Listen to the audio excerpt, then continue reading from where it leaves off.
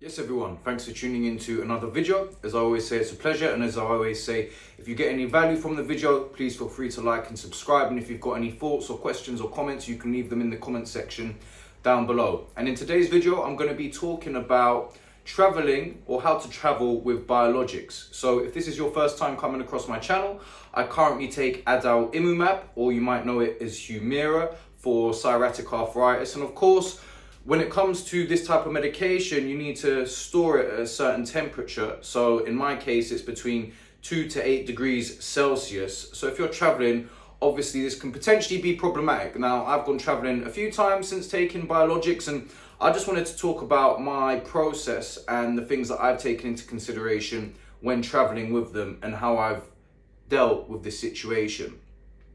The first thing you want to do is make sure you've got a medical letter from your general practitioner or whoever's giving you the medication. So I always have that on my phone. Now, I haven't been asked, I've never even had to show it. I've always just let security know that I've got a medication which is for a condition, and they've been absolutely fine. I've just put it in its own separate tray, you know, the ones you put through the x-ray machine, and it hasn't been problematic at all. I haven't even really been asked any questions. Now, in regards to the temperature situation, I've got this off Amazon. So this is just a little container, and then it came with these little gel packs which you can put in the freezer. You can see it's, you know, sort of a thermal container. And I just put my adalimumbab in that. Now, I've only traveled and had to take a single injection. So another thing to consider, because I'm quite OCD, right, is that you can keep the medication at room temperature for up to 14 days according to the European Medical Agency. But something I want to highlight is I just came across a study, which I'll put in the description, that says adalimumbab in particular, you know, maybe, I don't know if this is the same for other biologics, is stable at room temperature of 25 degrees for up to 28 days. So why is that important? Because the thing is if you're traveling for a month or under, you probably don't need to stress out too much if the medication goes a little bit above the recommended temperature, right? So if you're taking 2 injections, you keep them in here, but these melt, and then let's say, I don't know, you're going to a hot country and it goes up to 20 degrees.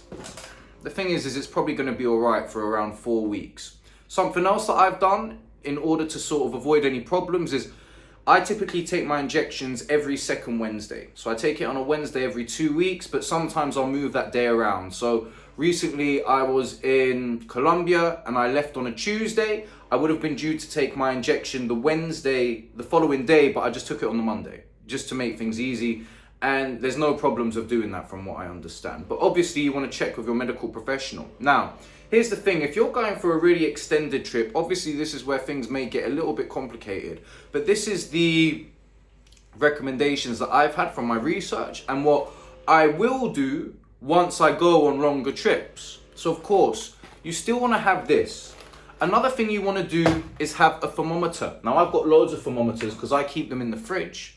But something like this, so I can use this little inside. This records the temperature, and there's also an internal thermometer in the device itself. Why is that important? Because when you take your injections onto the plane, what you want to do is you want to make sure the temperature of the fridge is okay. I would suggest that you contact the airline before you travel with them to make them aware of your situation, just so there's no hiccups, right? But of course, any airline is going to not have a problem with you having to store some medication in the fridge for the duration of the flight. This also only really applies to long haul flights. You know, if you're taking a short haul flight, something like this should be absolutely fine to keep the temperature within range for that period of time. But if you're doing a long haul flight, you want to take this to the airport. You then want to put this in the fridge. You might even, if they have a freezer on board, want to take these out and refreeze them. You want to make sure the temperature of the fridge is adequate, because obviously that's going to influence what happens. You might need to ask them to turn it down or turn it up. And then You just need to make sure this stays in range until you get to your destination. Plan ahead.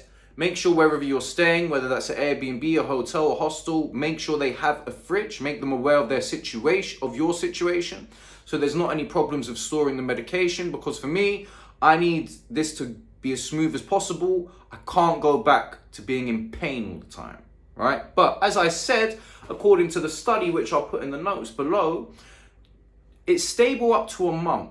So if you time your traveling well, you should be able to travel for 5 weeks, you know, quite easily, right? Because let's say you just need to take an injection a week into your trip, and then 3 weeks into your trip, and then you can come back and arrive back just when you need to take another injection. And even if you miss it by a day or two, then it shouldn't be too problematic. So that is how I would recommend traveling with biologics. But have a read of this study.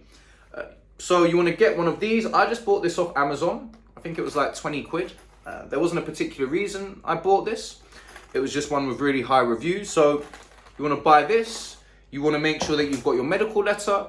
If you're traveling for an extended period of time, you want to contact the airline and let them know of your situation. Of course, anything that I'm saying, I would run this past your rheumatology team or whoever has prescribed you the medication, right? Because obviously they're the professionals and what they say really goes in the end. But for me, it's been a pretty smooth experience. I haven't had any problems whatsoever. Not that I expected to have any, but I haven't been questioned at the airport. I've just taken it in this. I've now traveled with biologics on 2 occasions, I believe, or maybe it's just one. I can't remember, but I have traveled with them and it hasn't been any problem. I also take my methotrexate in this, and I've taken my methotrexate wherever I've gone and it hasn't been a problem either. So I've taken my methotrexate to France, to Colombia, to Istanbul, and yeah, there's been no problems with taking my methotrexate on the plane at any point in time. So I think it's pretty good, really. Just like I said, plan ahead, make sure you've got your medical letter, do your own research, buy a thermometer to take on the plane with you if you need, and that is that. Oh, another reason you might want a thermometer is because when you get to your destination, you may want to make sure that the fridge is adequate temperature, right? Okay, anyway, that was that. I hope you found that helpful and informative. As always, if you've got any questions, feel free to leave them down below. If you want to check out that study, I'll leave it in the notes. And until then, have a cracking day. Peace.